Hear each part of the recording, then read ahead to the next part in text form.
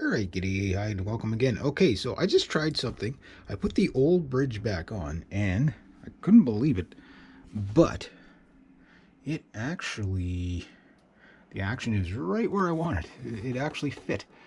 When I reset the neck, okay, one of the things that I did was wanted to make sure that the fingerboard was approximately where it had to be. It is a bit high, but to get the right angle on the neck, you know, for how it leans back. I'll put it this way just so you can see, so you can get an idea here. Okay, so that's the violin kind of sitting flat. So it leans back, so it's up a lot higher than what it probably should be, which meant I had to go higher with the bridge, but it actually fit. The only thing is my bridge is a little bit thick on the top. I got to take off about a millimeter. Well, maybe not. Okay, no, I've got the... No, it actually, it's not as bad as I thought it was. Okay, no, this thing should be just dead on. But anyway, the good news is that it went up to pitch, no problem. Holy smokes, that's a lot of rain. And the action and playability of this thing will be just absolutely fantabulous. So, it's, let's see here. It's a little out. Need the fine tuner there. My pegs are just a little bit sticky from, I guess, from not being tuned for over a year. Yeah, but this violin does sound really good.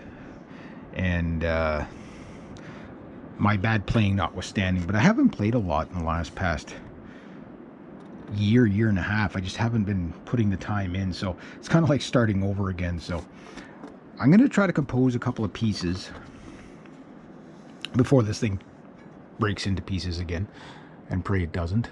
I really pray it doesn't. Wow, listen to that rain. That is kind of rainy out there. Bridge looks good. Action looks good. I tend to like a lower action on my violins anyway. Anything that can reduce stress on your hands. I mean, you can get too low. This is probably about as low as you'd want to go, but yeah. Very cool. So, as soon as I get a chance to really wail on this thing, I will. I'm probably going to have to put a fine tuner on the E. It's just, like, I like the idea of going purist, you know, where it's just like, this is what they would have played 103 years ago. Oh, the bridge is a Teller, if you're wondering. I forget what the other bridge was. I got these bridges for like $8 a piece.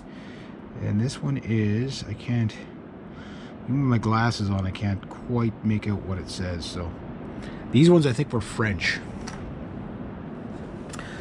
So there's a Teller bridge on there. I'm not sure what the hardware is, or the whatever, but I did try to get it. I was going for a colored theme, and the pegs that I did want to put in there, these are viola pegs, but the pegs I did want to put in there really looked good, but they were way too small on this rather large patterned violin. So anyway, well, we'll look at the back side one more time, the sides and the back side. Wow, look at that. Gotta love it when a plan comes together. So restoring old violins is kind of fun. Difficult, but fun. This one wasn't much of a restoration. It was basically put it back together and glue the neck on it 2 or 3 times, 4 times, maybe 5. I forget how many times this thing is pulled apart on me.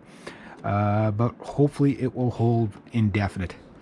Haven't played live with this one yet, but hopefully someday I will, and hopefully soon.